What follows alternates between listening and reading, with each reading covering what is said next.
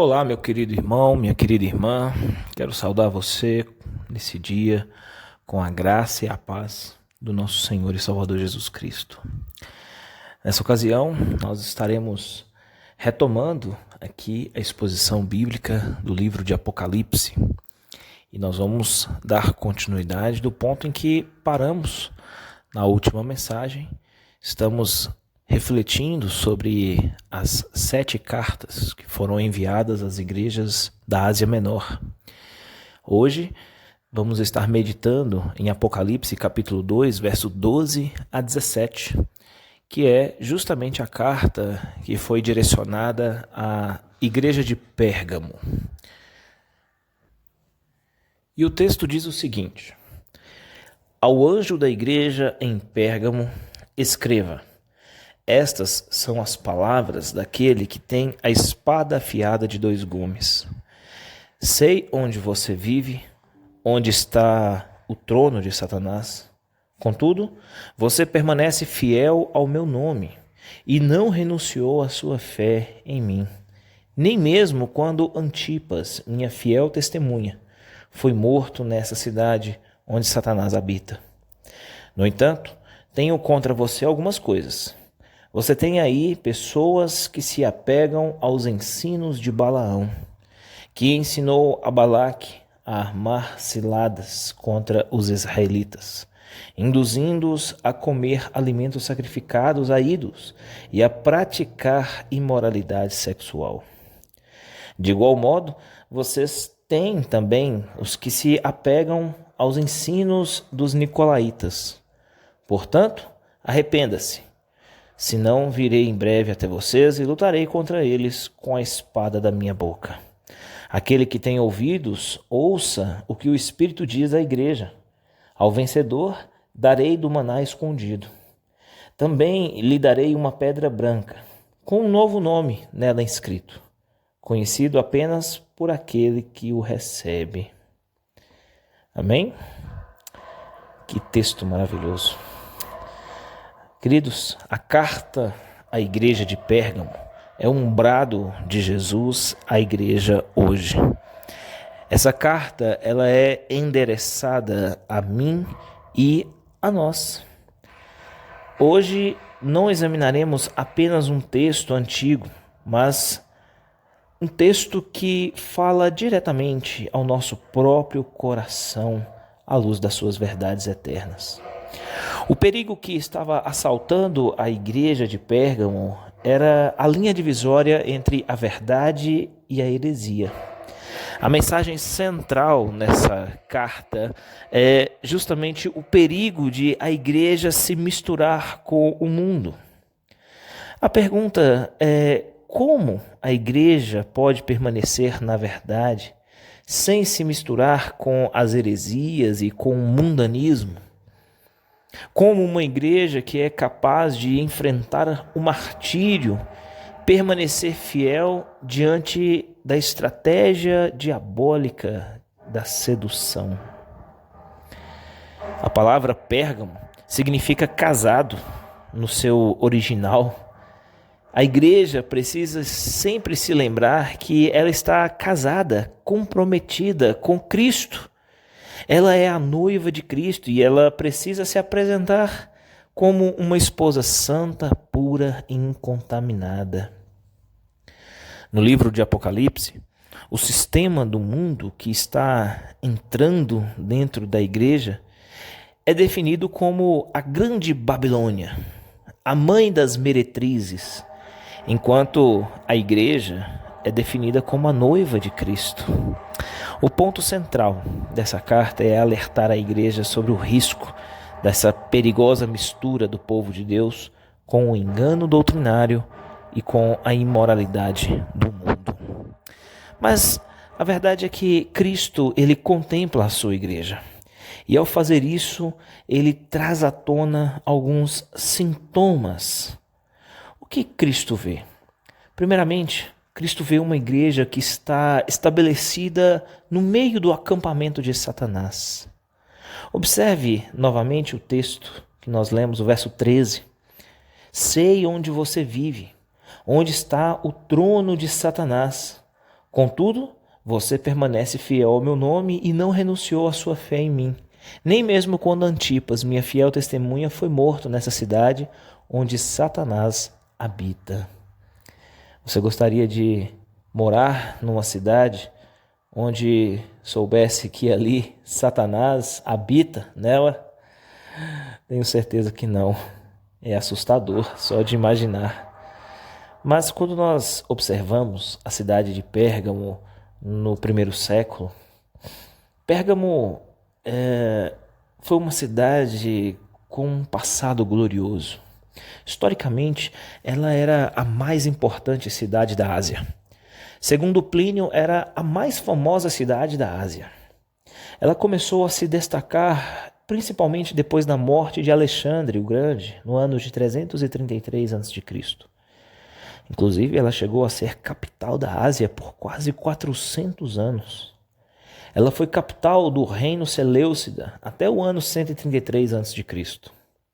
Átalo III, rei Seleucida, o último de Pérgamo, passou o reino a Roma em seu testamento, e Pérgamo tornou-se a capital da província romana na Ásia.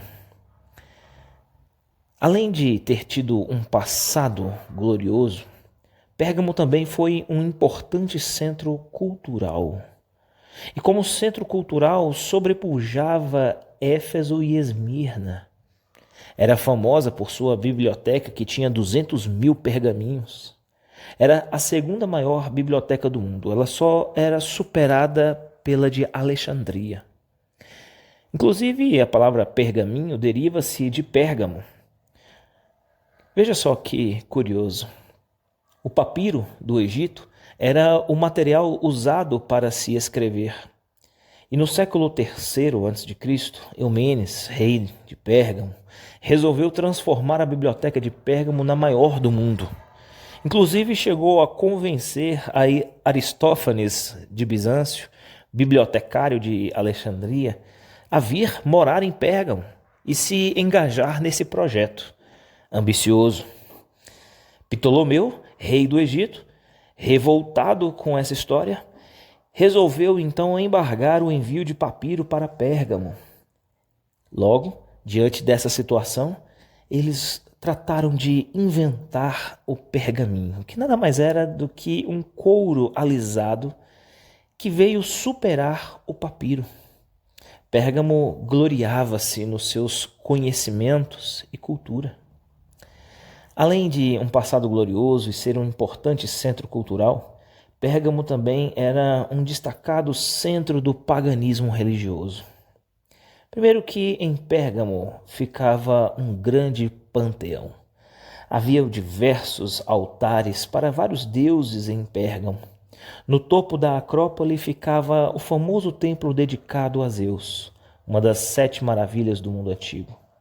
Todos os dias se levantava uma fumaça nos sacrifícios prestados a Zeus. Em Pérgamo havia um culto a Esculápio.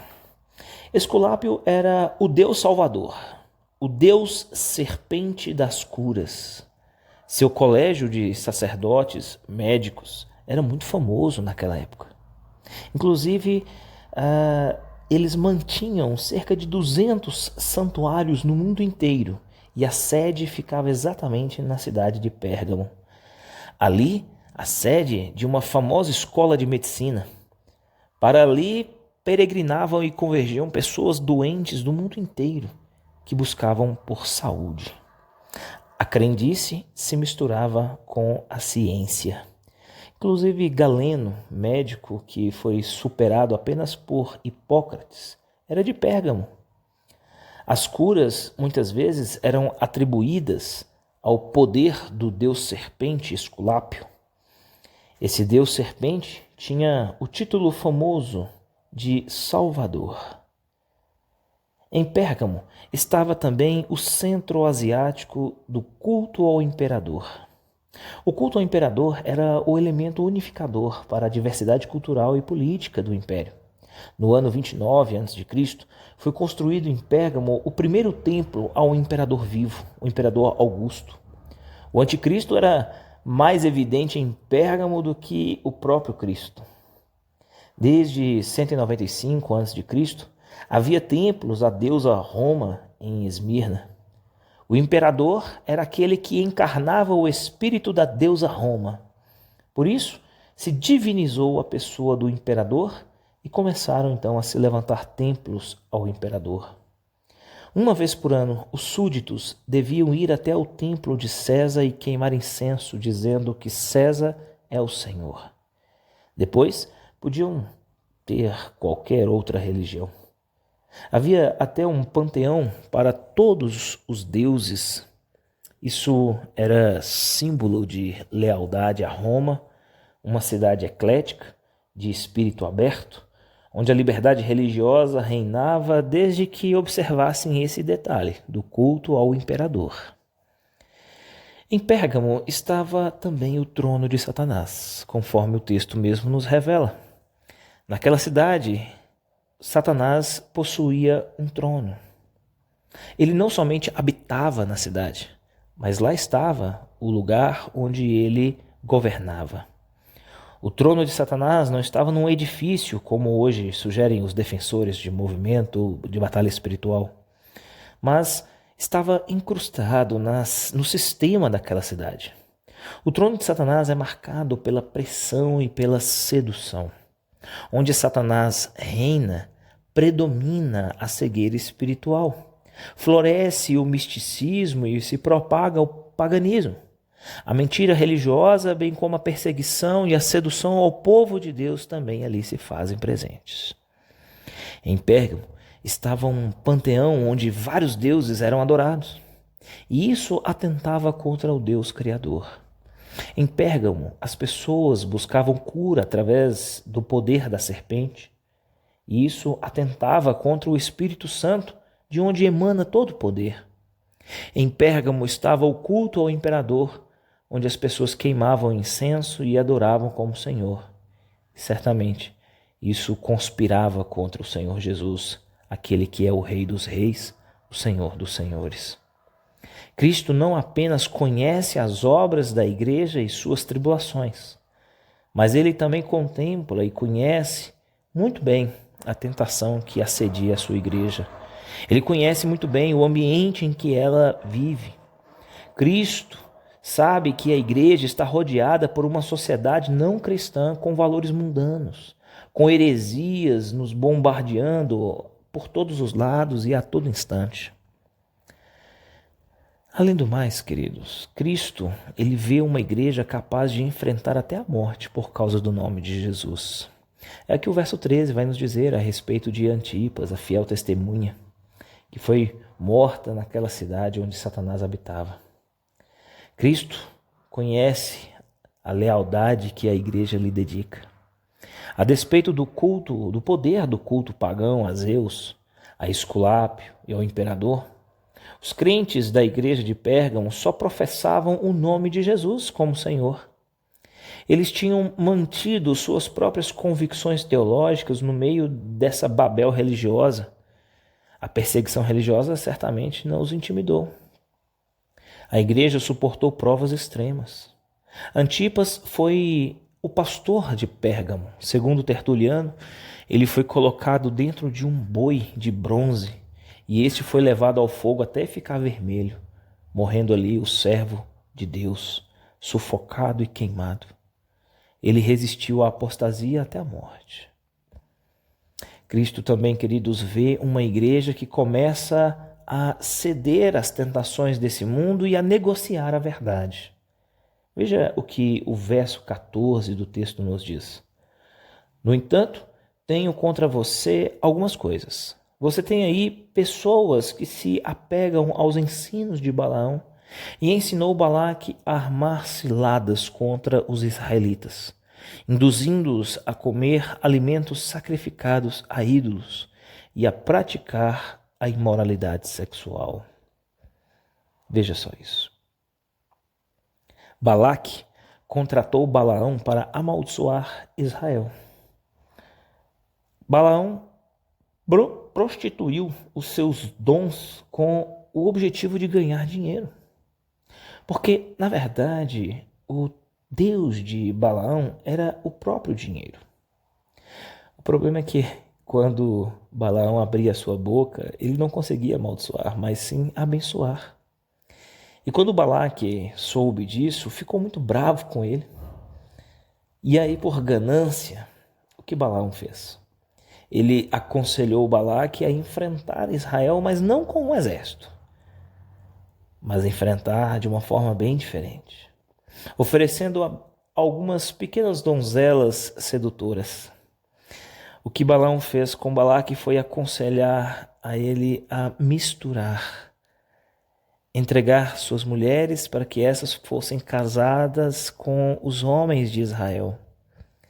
O que ele fez foi aconselhar a uma infiltração, uma sórdida armadilha. Assim, os homens de Israel participariam das suas festas idólatras e acabariam se entregando também à sua prostituição. E o Deus Santo se encheria de ira contra eles e eles se tornariam fracos e vulneráveis. O pecado, queridos, enfraquece a igreja. Às vezes nós não fazemos ideia do quanto que ceder às tentações desse mundo, muitas vezes criarmos vínculos e relacionamentos com pessoas desse mundo, nós muitas vezes tratamos isso como algo inofensivo, como algo que não fosse capaz de nos afetar. Mas isso, na verdade, é algo que se verá os seus resultados a longo prazo. Veremos uma apostasia, um esfriamento espiritual, uma igreja se envolvendo com coisas que anteriormente se julgava ser tão pecaminoso e contrário à vontade de Deus, mas ela passaria a estar ali, se envolvendo e participando efetivamente de tudo isso. É isso que muitas vezes acontece quando nós abrimos as nossas portas e acabamos cedendo à sedução desse mundo. O grande problema da igreja de Pérgamo é que, enquanto alguns sustentavam a doutrina de Balaão, os demais membros da igreja se calaram num silêncio estranho.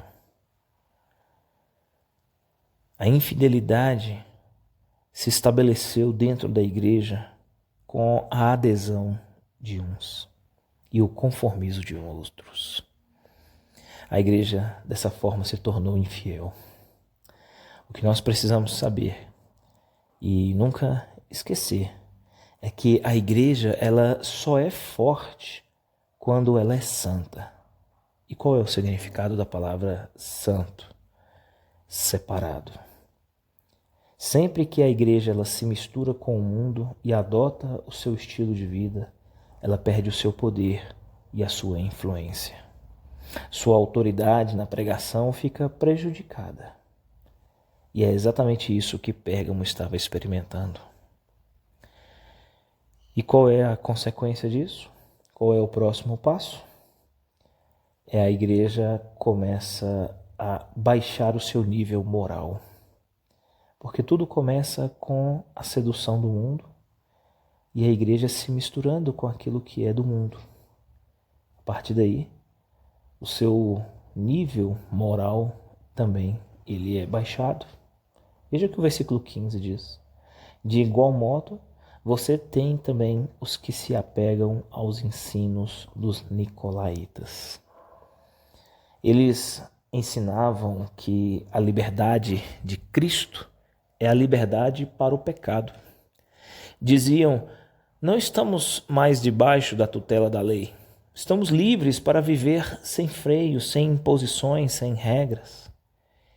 E é exatamente assim que os nicolaítas seduziram muitos na igreja de Pérgamo a interpretar a graça como uma licença para a imoralidade, uma liberdade para viver na prática do pecado.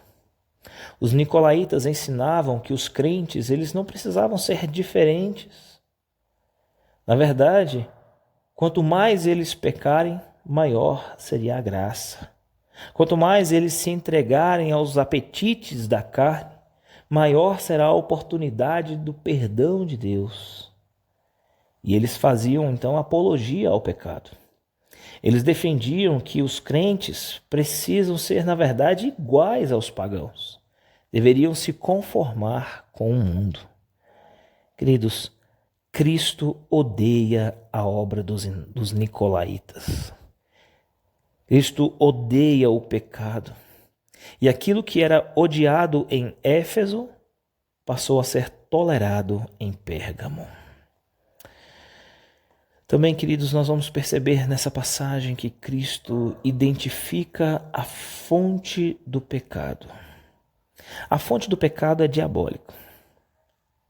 A igreja de Pérgamo viveu, adorou e testemunhou onde Satanás habitava. É o que o verso 13 vai nos dizer.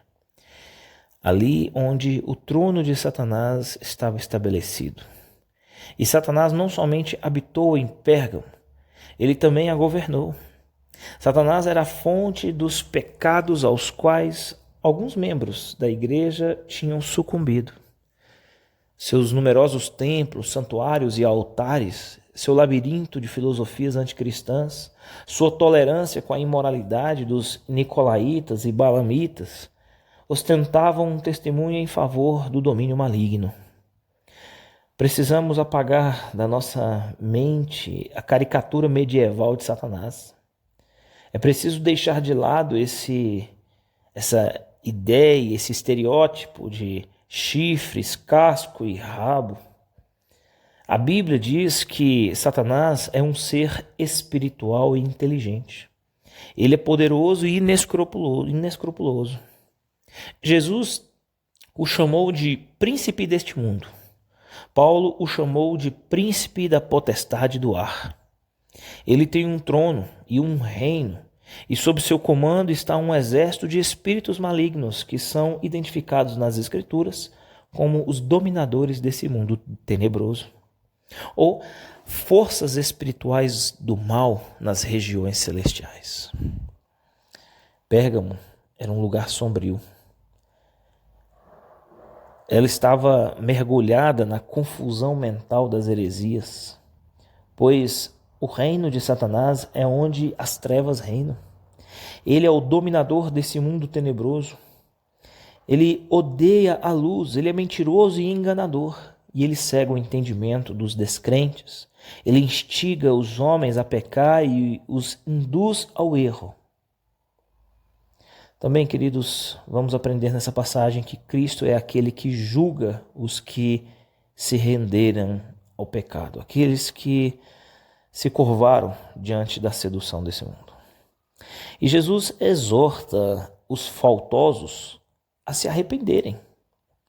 A igreja precisava expurgar aquele pecado de tolerância com o erro doutrinário e com a libertinagem moral. A igreja precisava arrepender-se do seu desvio doutrinário e do seu desvio de conduta. Veja que o verso 16 vai nos dizer: portanto, arrependa-se, senão virei em breve até você e lutarei com eles com a espada da minha boca. Eu quero fazer aqui uma comparação do verso 16 com o verso 12. O texto diz: ao anjo da igreja em Pérgamo escreva, essas são as palavras daquele que tem a espada afiada de 2 gumes. E o verso 16 diz: arrependa-se, portanto, senão virei em breve até vocês e lutarei contra eles com a espada da minha boca. O que esses versos eles nos ensinam? Que a verdade e a vida precisam ser pautados pela palavra de Deus. Embora o juízo caia sobre os que se desviaram, a igreja toda é disciplinada e envergonhada por isso. Muitas vezes nós temos a ideia de que o problema do pecado é da pessoa que cedeu à tentação e que sucumbiu a ele. No entanto, nós somos um corpo e, como igreja, sofremos as consequências dos pecados que são acometidos em nossos membros. Essa é uma verdade irrefutável. Não há como dizer que quando um membro está doente, somente um membro é enfermo. A verdade é que o corpo está enfermo. Todo o corpo está doente. Independente de termos ainda partes desse corpo saudáveis, se um membro está doente, todo o corpo está doente. E no caso de Pérgamo, podemos também entender que assim o é as igrejas no nosso tempo. Quando uma pessoa sucumbe ao pecado, ela não é somente responsável pelo pecado, mas a igreja também, por muitas vezes tolerar o pecado daquele membro, se torna também complacente, participante, tolerante e responsável também. A igreja precisa se arrepender da sua tolerância com o erro em que muitas vezes é acobertado. Embora apenas alguns membros da igreja se desviem, os outros devem se arrepender porque foram tolerantes com o pecado dessas pessoas. Enquanto os crentes de Éfeso, por exemplo, odiavam as obras dos nicolaítas, os crentes de Pérgamo toleravam a doutrina e a obra dos nicolaítas. O pecado da igreja de Pérgamo era a tolerância com o erro e com o pecado.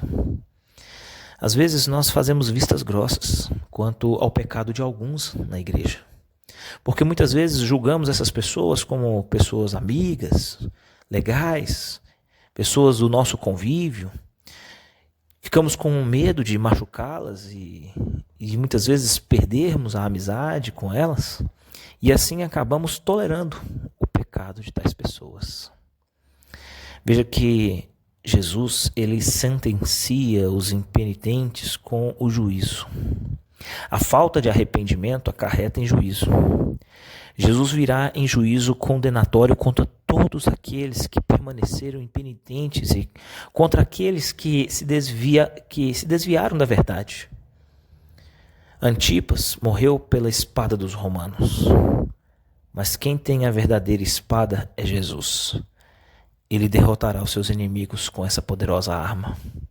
E a questão é, se formos tolerantes com o pecado na igreja, com o erro e a sedução desse mundo que alguns acabam cedendo e se entregando, devemos estar preparados para no último dia estarmos diante do justo juiz. A espada que sai da boca do Senhor Jesus é a sua arma que destrói os seus inimigos. Essa é a única arma que Jesus usará na sua segunda vinda. Com ela, ele matará o anticristo e também destruirá os rebeldes e apóstatas. A mensagem da verdade se tornará a mensagem do julgamento. Deus nos fará responsáveis por nossa atitude em face da verdade que nós conhecemos. Jesus, que a sua própria palavra condenará o ímpio no dia do juízo. É o que João capítulo 12, verso 47 e 48 diz. A palavra salvadora torna-se juiz e espada, transformando-se em uma espécie de carrasco no último dia.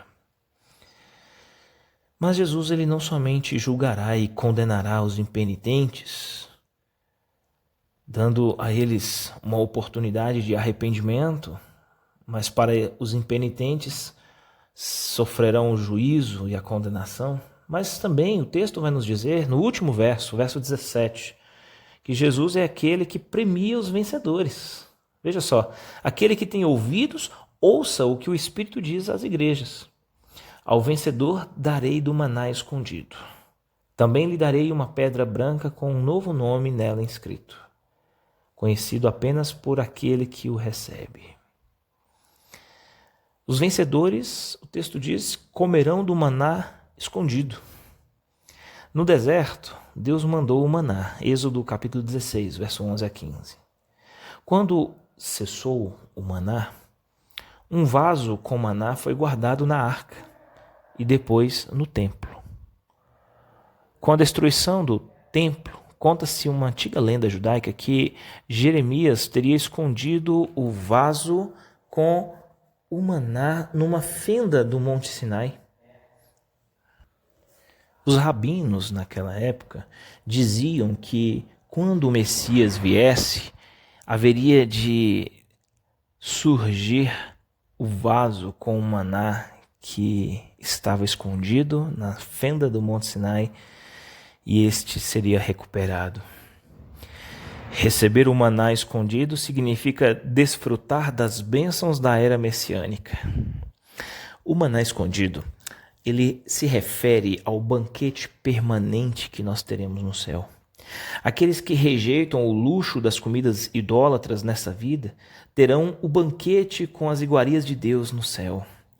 Diante desse manjar celestial, o apetite pela carne sacrificada a ídolos não existirá mais. O maná era o pão de Javé, Êxodo 16:15. O cereal que vinha do céu, Salmo 78:24, era um alimento celestial. Os crentes não devem participar dos banquetes pagãos, pois esses um dia vão participar dos banquetes do céu. Queridos, Jesus é o pão que desceu do céu. É Ele quem nos alimenta e nos alimentará por toda a eternidade. O texto também diz que os vencedores receberão uma pedrinha branca. Algo bastante curioso é que no passado, essa pedrinha branca ela era usada nos tribunais para o veredito dos jurados. A sentença de absolução correspondia a uma maioria de pedras brancas e a de condenação a uma maioria de pedras pretas. O cristão ele é declarado justo, inocente, sem culpa diante do trono de Deus. Também essa pedra branca era usada como uma espécie de bilhete de entrada em festivais públicos. A pedrinha branca é símbolo da nossa admissão no culto, no céu, na festa das bodas do Cordeiro. Quem deixa as festas do mundo vai ter uma festa verdadeira, onde vai ter alegria para toda a eternidade. O texto também vai nos dizer, por fim, que os vencedores receberão um novo nome. O maná escondido é Cristo. É o banquete celestial e permanente. O novo nome que receberemos também é Cristo. Nós vamos nos deliciar com o maná e vamos compreender o novo nome. Esta é a visão mais santa e pura que nos está reservada na glória no porvir. Aqueles que conhecem em parte conhecerão também plenamente, como são conhecidos. Aqueles que veem agora como um espelho indistintamente o verão face a face.